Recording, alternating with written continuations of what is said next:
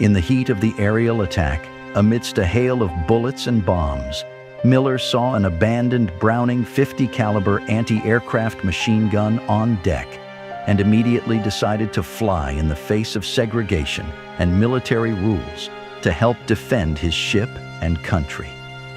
Though he had no training on gunnery, as with all other African Americans, he fearlessly manned the deserted machine gun and fired at the swarming enemy aircrafts for no less than a whole 15 minutes until his gun ran out of ammunition, potentially knocking as many as up to 6 Japanese attacking planes out of the Hawaiian sky. Then he turned his attention to the water, oil slicked and aflame, and began pulling injured soldiers to safety. This was the bravest thing they had seen. Fearless, heroic.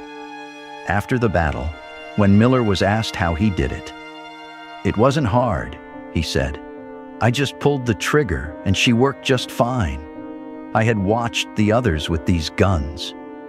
On January 1st, 1942, the Navy released a list of commendations for actions on December 7th. Among them was a single commendation for an unnamed black man. The Pittsburgh Courier, an African-American paper in wide circulation, sent a reporter to track down and identify the brave sailor, but it took months of digging to uncover the messman's identity. Parrish, the son of a Pearl Harbor veteran, knew this part of Miller's story as he began his research, but not much more. As he dug into the history, Parrish realized that the Navy had not been eager to highlight the heroism of a man who was limited to the ship's lowest jobs by their own discriminatory practices. The National Association for the Advancement of Colored People, NAACP, had asked President Franklin D. Roosevelt to award the Distinguished Service Cross to the unknown black sailor.